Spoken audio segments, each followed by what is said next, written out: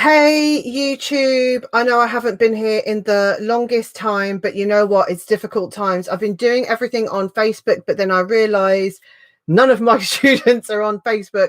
They're all on YouTube. So I thought I would come in here and do a live stream. So I'm going to try and do a live stream every day. I'm going to try and do it at the same time every day. It won't be this time. It will be a little bit earlier or a little bit later because I'm supposed to be working between 11 and 12 with students. So today I wanted to talk to you about timetabling. So this is not for the primary school lot. Facebook can handle the primary school lot with the mums on Facebook.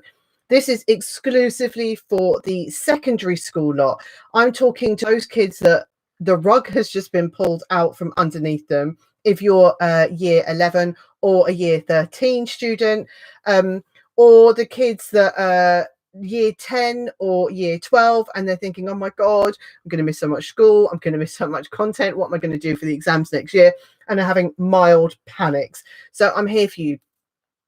If you have any direct questions that you want to ask me, so if you don't know me, I'm the study skills coach. I teach kids how to handle and coordinate all of their studies. So actually, this is my prime time. So I teach you guys how to timetable, how to write notes, how to do mind maps, how to do blank papers, how to do flashcards, how to coordinate it, how to put it all together, how to learn as quickly and as effectively as possible. And if we're at home doing all of that, staying motivated and learning quickly is probably what we all need right now. So I'm going to make an announcement for the GCSE and the A-level year whose rugs have just been pulled from them. What do you do now?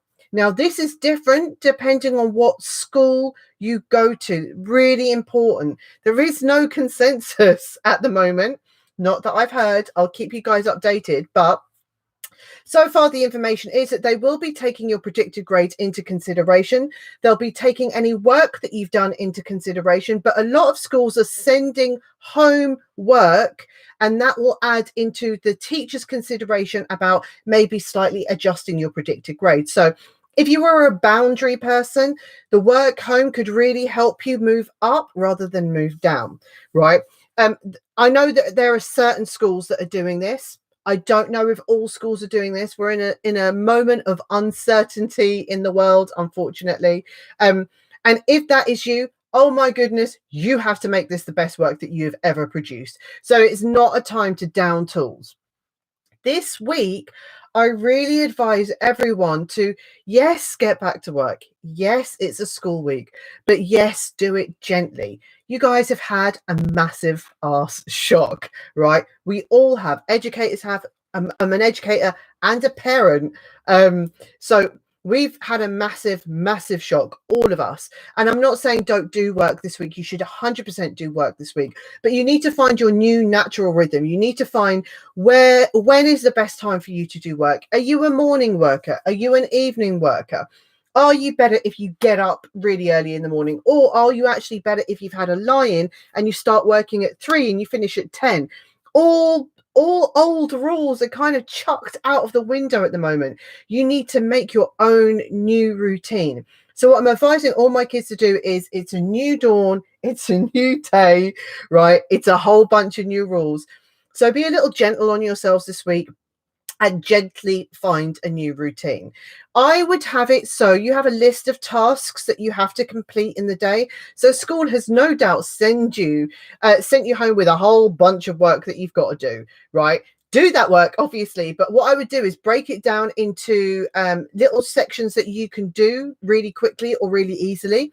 See how many sections there are and work out how many of those sections that you have to do per day. And then see how you can slot those into your day. Now, year 7, 8, and 9, you can kind of get away. Well, so year 7 and 8, you can kind of get away with just doing schoolwork. But here's the thing. Year 9 and year 10 and year 12, right? You guys are in a very special position. You guys are in the position where a huge chunk of time has been taken out of your syllabus. There are usually 3 options for you guys now. One is what I'm suspecting most of the population are going to do, is sit and play PlayStation online with their friends for the next 6 months. Lots of kids are going to do that, right? Two, there are some kids that are going to start off running. They're going to be really enthusiastic. They're going to like work themselves into the ground in the first couple of weeks, and then they're going to get fatigued, and then they're going to down tools and play PlayStation, Xbox, other devices are available, right? And there are the kids that I'm hoping you guys are, they're going to take it slow. You're going to take it steady. You're going to do your schoolwork, but you're going to also use this opportunity for getting ahead of next year. And that's what you guys really need to do. Now, this also applies for the people in year 11. Now, if your school has said, you know what, we're not giving you any work, completely down tools. Okay, what do I do now? You've got A levels coming up, right?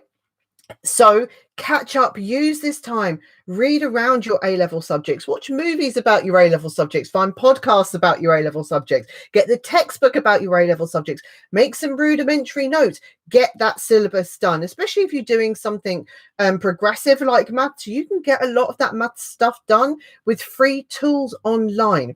Science, oh my gosh, what an advantage if you can start your science work before you go in, right? You can go on the exam board's website. They've got syllabuses there for you. All the resources are there. If you're not sure how to get any of it, send me comments either live or after the video, and then I will give you all the resources that you need. But this is the prime time. The only people that can really 100% down tools are those that are going to uni next year, because uni courses, the syllabuses aren't really online. They're more designed by your individual lecturers. There's not so many set textbooks. I mean, if there are, feel free to read around. And that's probably what I would suggest, is maybe just reading around, but be kind to yourself. I mean, don't take your foot completely off the pedal, because what happens then is it's incredibly hard to get back on. So timetabling, gently timetable this week. Gently find your new routine. Gently find a time to be working, right? Mental health and physical health are always more important than education. Let me make that clear now. So stay safe, stay inside, and make sure you get some stuff that's good for your mental health. Get some time where you do chat to your friends, chat to your parents, have a conversation, do some exercise, have a bath, whatever it is, right, to keep yourself chipper. But then find time that you naturally can slot those bits of work in. Make a note.